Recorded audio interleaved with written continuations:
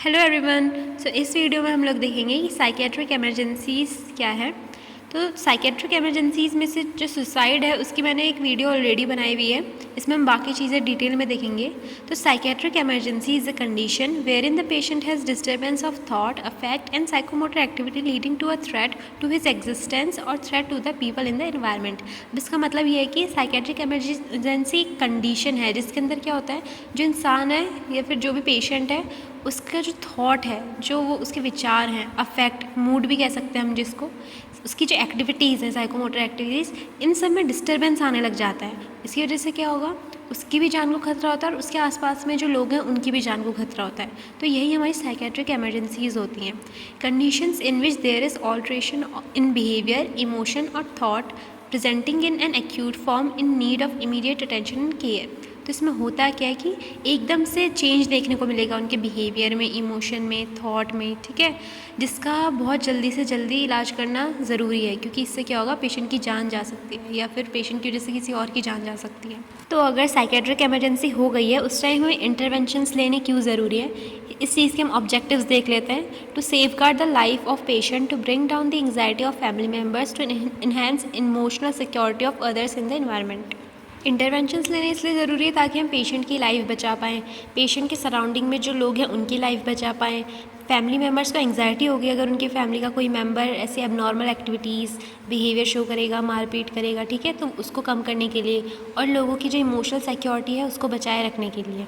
तो इसमें काफ़ी सारे टाइप्स की साइकेट्रिक इमरजेंसीज आती है, जैसे कि suicide, violence, stupor, panic, withdrawal symptom of drug dependence, alcohol और ड्रग ओवरडोज, डेलीरियम, एपिलेप्सी और स्टेटस एपिलेप्टिकस, सीवियर डिप्रेशन, और आइट्रोजेनिक इमरजेंसीज भी हो सकती हैं, जैसे कि side effect of psychotropic drugs और साइकेट्रिक कॉम्प्लिकेशन, जैसे कि आईएनएच लेने से या फिर स्टेरॉइड्स लेने से हो सकते हैं। Abnormal response to stressful situation की वजह से कोई साइकेट्रिक इमरजेंसी क्रिएट हो सकती है। तो इन सबको हम लोग डिटेल में देखेंगे। जो सुसाइड है उस पर ऑलरेडी मैंने एक वीडियो बना रखी है, वो आप जाके देख सकते हैं मेरे चैनल पे। तो इसमें से कुछ अगर डिफरेंट सा है तो वो है साइकोट्रॉपिक ड्रग्स। ये कुछ ऐसे ड्रग्स या फिर सब्सटेंसेस होते हैं जो कि अवेयरनेस को, मूड को, बिहेवियर को, इन सब को चेंज कर देते हैं, जैसे कि अल्कोहल हो गया, निकोटीन हो गया, ठीक है, ये जो चरस, ये सब चीज़ें होती हैं।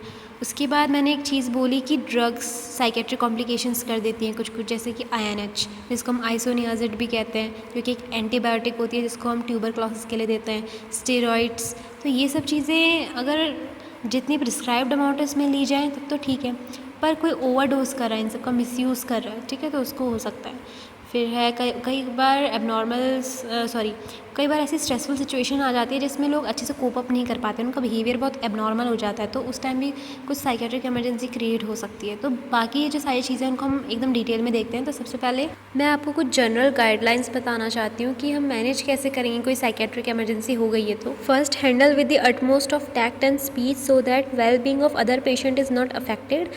किसी भी पेशेंट को अगर कुछ दिक्कत हो रही है तो ऐसा नहीं करना है हमें कि बहुत ज़्यादा चिल्ला रहे हैं, बहुत ज़्यादा एग्रेसिव हो रहे हैं, ठीक है, जिससे क्या होगा, बाकी पेशेंट्स पे भी फ़र्क पड़ेगा, उनको एंग्जाइटी होने लग जाएगी, ठीक है। तो हमें बहुत प्यार से और मतलब बहुत अच्छे से सिचुएशन को हैंडल करना है कि दूसरे पेशेंट पैनिक ना हो जाए। Act in a calm and coordinate manner to prevent other client from getting anxious. तो वही बात है, फिर shift the client as early as possible to a room where they can be safeguarded against injury.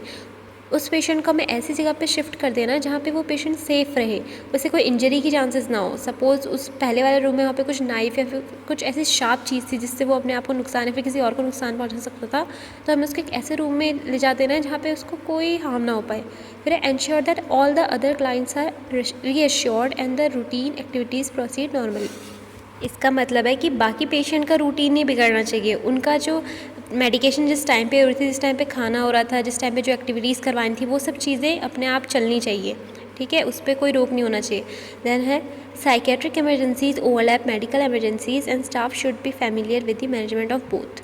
अगर किसी को कोई psychiatric emergency हो रही है तो उसको फिर मेडिकल इमरजेंसी भी होगी, तो हमें एकदम रेडी रहना है, कहीं कोई ऐसी सिचुएशन ना आ जाए जिसमें उनको वही मेडिकल इंटरवेंशंस, आईवी फ्लूइड्स, ये सब चढ़ाने पड़ जाए। फॉर एग्जांपल, अगर बहुत पेशेंट एग्रेसिव हो रहा है, वो कुछ खाएगा पिएगा नहीं, बस चलता रहेगा, ठीक है, उसको क्या होगा, प्यास लगेगी, पानी नहीं पिएगा, डिहाइड्रेट हो जाएगा, तो फिर आईवी फ्लूइड्स वगैरह चढ़ाने पड़ेंगे। तो यही चीज़ है। तो अब हम वायलेंस से स्टार्ट करते हैं।